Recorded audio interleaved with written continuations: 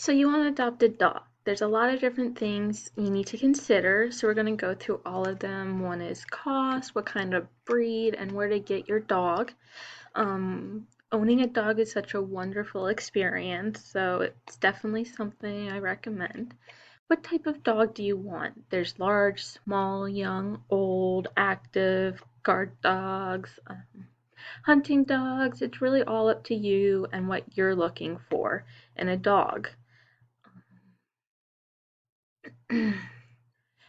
There's so many different breed quizzes online, such as pedigree.com has a good one. It will give you questions based on your lifestyle and preference of dog, and based on your answers, it will recommend a variety of breeds for you. Since there's so many different breeds, this is a good way to get your hands wet.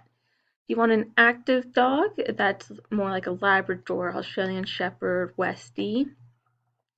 They're great hiking dogs. They want to go swimming, running. They just want to be outside with you. Great Danes, Old English Bulldogs, and Yorkshire Terriers are more of the couch potato type breeds. Now, these dogs just really want to lay on the couch and sleep next to you all day long. They're not big outdoor dogs. They don't want to go on long walks.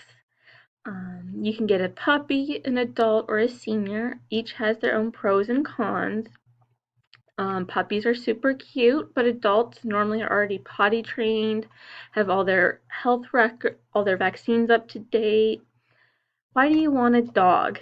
Do you want it to go hunting with you? Do you want a lap dog? Do you want a guard dog? These are things to consider when looking at dogs.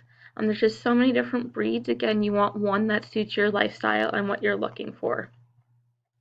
There's so many different places to get dogs. There's shelters, rescues, pet stores, Craigslist, breeders. It's all up to you and what you're looking for, but we'll go over those in a few seconds.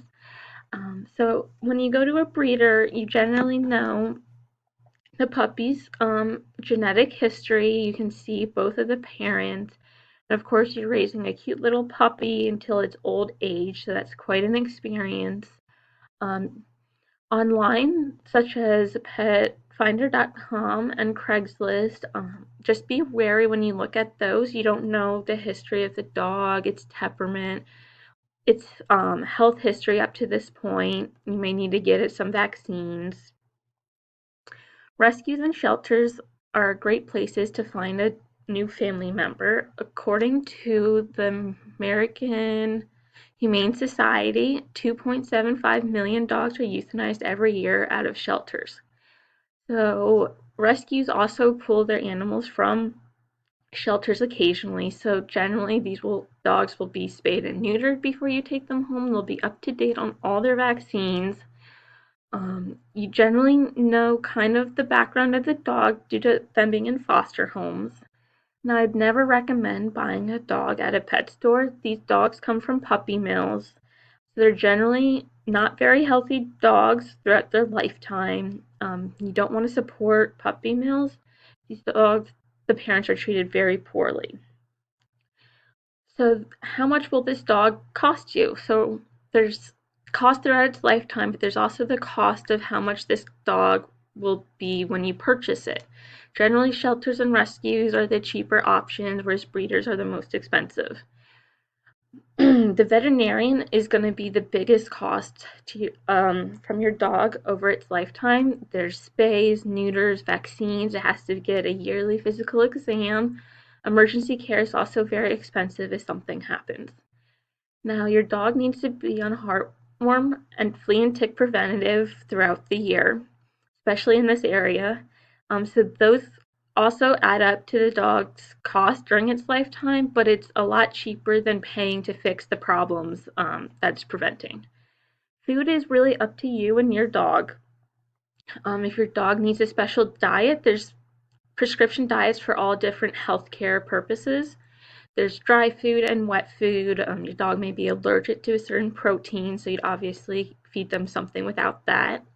If you get a dog that needs grooming, such as a poodle or a schnauzer, that's a monthly cost that you're going to be looking at to have your dog groomed and keep them nice and neat and not disgusting. So most counties and cities require a dog license.